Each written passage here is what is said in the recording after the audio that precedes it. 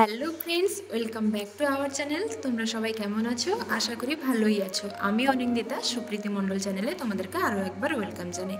তো বন্ধুরা, সবসময় তো তোমাদের আলাদা আলাদা ব্লগ নিয়ে হাজির হই, কখনো এর মধ্যে ডেলি ব্লগ দিইনি। তো ভাবলাম এবার বন্ধুদের সঙ্গে একটা ডেলি ব্লগ শেয়ার করি। তো বাড়িতে কি কি হচ্ছে তাই তোমাদের সঙ্গে শেয়ার করছি। তো আমার বাড়িতে আজকে বাড়ির রং হচ্ছে। তো মিস্ত্রিরা এসে বাড়িতে কাজ করছে। এখন রং করার আগে দেওয়ালগুলোকে ঘষে নিচ্ছে। তো তারপরে রংটা শুরু করবে। তো এখন দেওয়াল ঘষছে। তোমরা তো দেখতেই পাচ্ছ আমার বাড়িতে বড় মাপের একজন মিস্ত্রিকে নিয়ে এসেছি। তো সেই মিস্ত্রি নতুন রং করছে। রঙের অভিজ্ঞতা খুব দুর্দান্ত। তো দেখো বন্ধুরা, আমাদের বাড়িতে রং হচ্ছে। তো আমি ভাবলাম আমিও একটু রং করি, এই জন্য দেখো কোমর বেঁধে নেমে পড়েছি ঘরে রং করতে। তো প্রথমে এক কোট করছে, জানি না কালারটা কেমন লাগছে, তোমরা অবশ্যই কিন্তু কমেন্ট করে জানিও। এরপরে আর একটা কোট করবে, তার উপর ডিজাইন হবে। আগে আমাদের মা মানে শাশুড়ি মায়ের মুখ থেকেই হচ্ছে মানে রংটা। তুমি দেখো রং করছে, সে কখনোই রং তো করেনি। তো এই প্রথমবার করছে, তার ইচ্ছে হলো রং করার জন্য। তো তার কথাটা তোমরা শুনলেই সে কি বলছে, তার মনের কি ভাবনা। তো এই বাড়িতে এর আগে কখনো রং হয়নি, তো এই প্রথম রং হচ্ছে। ধীরে ধীরে সব ঘরেই রং হবে, প্রথমে রুমটা করা হচ্ছে। তো বাড়িতে যেমন রঙই হচ্ছে, তেমন বাড়িতে মাছ ধরাও চলছে।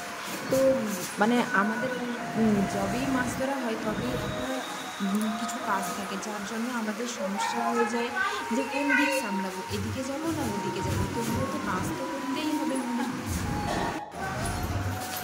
আর এদিকে দেয়ালটা দেখো, এদিকে পিঙ্ক কালার করা হয়েছে। কমপ্লিট হলে কেমন লাগবে সেটা তো তোমরা জানাবে, কমপ্লিট ভিডিও দেবো।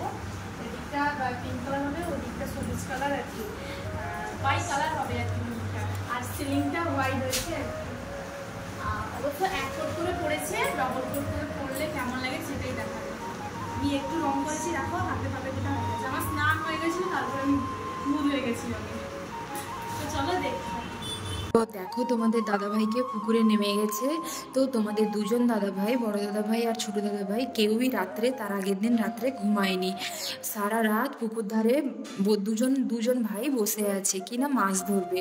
অথচ তোমাদের দাদাভাই তবুও মাছ ধরতে পারে, কিন্তু তোমাদের ছোট দাদাভাই একদমই মাছ ধরতে পারে না। সে মাছ কি ধরবে, একটা পুঁটি মাছও ধরতে পারে না। কিন্তু মাছ ধরা নিয়ে সে তারই বেশি চিৎকার যে মাছ ধরবো মাছ ধরবো, অথচ মাছ সে ধরতেই পারে না। তো তবুও যাই হোক পুকুরে নেমেছে। তো এই যে দেখো পুকুর থেকে কই মাছ কত ধরা হয়েছে। তো পুকুরে বেশিরভাগই কই মাছ পুকুরে, আর শোল মাছও আছে, আর তার সঙ্গে শিঙি মাছও আছে। তো শিঙি মাছ খুব বেশি পড়েনি, তবুও 7-8টা শিঙি মাছ পড়েছে, কিন্তু শিঙি মাছগুলো বেশ বড় বড় ছিল। তো শিঙি মাছ ধরার জন্য তোমাদের বড় দাদা ভাই আর একজন, তোমাদের ছোট দাদা ভাই আর একজন ছেলেকে ডেকেছিল। সেই ছেলে আমাদের গ্রামের, আর সে ছেলেটাও খুব ভালো। তাকে যখনই যেটা বলা হয় আমার ঘরে করে দেয়। সে ছেলেটা খুবই খুবই ভালো। তো সেই ভালো মাছ ধরতে পারে, সে এত ভালো মাছ ধরতে পারে। তো এত মাছ সেই ছেলে যদি না ধরতো তাহলে আমার বাড়িতে ধরা যেত না। তো দেখো মাছ ধরে তোমাদের দাদাভাইরা চলে এসছে পুকুর থেকে। তো বাড়িটা যে রং করা শুরু হয়েছিল, তো এবার বাড়িটা দেখো কিভাবে রং হয়েছে, পুরো কমপ্লিট হয়ে গেছে। আর রংটা হয়েছে হালকা সবুজ কালার আর তার সঙ্গে পিঙ্ক কালার। তো দুটোর কম্বিনেশন এত সুন্দর লাগছে, খুবই ভালো লাগছে। তো মাছগুলো যে ধরা হয়েছিল, তো মাছ ধরা হয়েছে দুপুরবেলা। তো দুপুরবেলা তো মাছ বিক্রি করা যায় না, তো মাছটাকে রেখে দেওয়া হয়েছিল যে তারপরের দিন সকালবেলা মাছ বাজারে যাবে বিক্রি হতে। তো দেখো আমরা বাড়ির সবাই ভোরে ভোরে উঠে পড়েছি। তো এখন বাজে প্রায় 5টা। তো 5টার সময় উঠে পড়ে তোমাদের দাদা ভাই এই যে শোল মাছ, কই মাছ, শিঙি মাছ সব ছিল সেগুলোকে ব্যাগে ঢোকাচ্ছে। তো শোল মাছে যে জল ছিল, জলটাকে গড়িয়ে দিয়েছে। তো মাছগুলো এত পরিমাণে লাফ মারছে, আমার তো খুব ভয় লাগছিল। আর সুমি যে ক্যামেরা করছিল, সে 10 হাত দূরে কিন্তু ক্যামেরা করছে, তার এত ভয়। আর মাছগুলো বেশ বড় বড় ছিল। তো আর প্রচুর তাদের ক্ষমতা, যেরকম একটা মানুষকেও তারা মেরে ফেলতে পারে এমন এক ক্ষমতা সে মাছগুলোর। আমি যে বস্তার মুখটা ধরেছি, তো প্রচুর গায়ের জোরে বস্তার মুখটা ধরেছি। একটু যদি লুজ করে দিই তাহলে বস্তা থেকে সব মাছ পালিয়ে যাবে, আর তোমাদের দাদাভাই আমাকে বকাবকি করবে।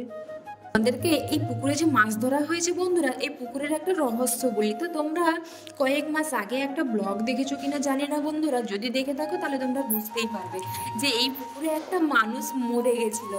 তো রাত মানে মদ খেয়ে মানুষটা পুকুরে পড়ে মারা গেছে। তো আমরা তারপরের দিন সকালে দেখতেও গেছি সেই মানুষটাকে। তো তারপর থেকে এই পুকুরে এর আগেও একবার নেট টানা হয়েছিল। তো সেই মাছ আমার বাড়ির কেউই খায়নি, শুধু তোমাদের দুই দাদাভাই খেয়েছিল। তারা বলে কি যে মানুষ মরেছে তো কী হয়েছে, মাছ খাওয়া যাবে না কেন? মানুষ কি মাছের ভিতর ঢুকে গেছিলো নাকি? সমুদ্রে যে কত মানুষ মরে পড়ে, সমুদ্রের মাছ খাওয়া কী করে? তো আমার বাড়ির সবাই একই কথা, যে সমুদ্রে তো আর আমরা দেখতে যাচ্ছি না, তাই খেয়ে নিচ্ছি। এখানে চোখের সামনে দেখেছি তাই সেটা খাওয়া যাবে না। তো তোমাদের দুই দাদাভাই তো হাসাহাসি করছে, কিন্তু আমরা ওদের কথায় কোনো পাত্তাই দিইনি। আমরা আমাদের কাজ করছি, ওরা ওদের কাজ করছে। বন্ধুরা এই পুকুরে, এই যে আমাদের পুকুরের কই মাছগুলো দেখেছো, বেশ বড় বড়, বেশ বড় বড়। তো কই মাছগুলোকে দেখে মনে হচ্ছে না যে হাইব্রিড কই মাছ, কিন্তু না, হাইব্রিড নয় বন্ধুরা, এটা একদমই ঘরোয়া কই, ঘরোয়া কই, ঘরোয়া, একদমই পিওর ঘরোয়া।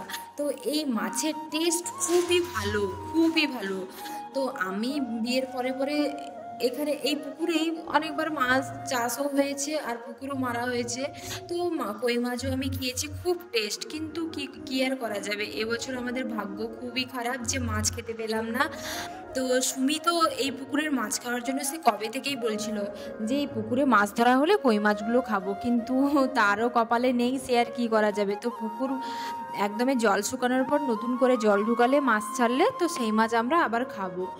তো এই যে দেখো বস্তায় আর একটা হাঁড়িতে এক হাঁড়ি কই মাছ, আর ওই যে বস্তায় দেখছো সবই শোল মাছ। তো আমি ভালো করে বেঁধে দিচ্ছি যাতে রাস্তায় এদের যেতে কোনো না অসুবিধা হয়।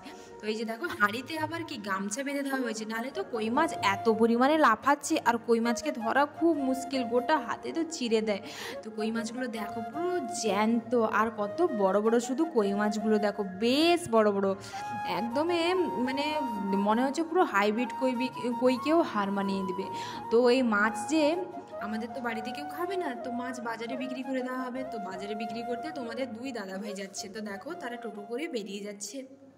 বন্ধুরা আজকের ব্লগটা কেমন লাগলো তোমরা অবশ্যই কমেন্ট করে জানাবে, আর ডেলি ব্লগ তোমাদের কেমন লাগলো অবশ্যই জানাবে। সবাই ভালো থাকবে, সুস্থ থাকবে, আবার দেখা হবে পরের ব্লগে।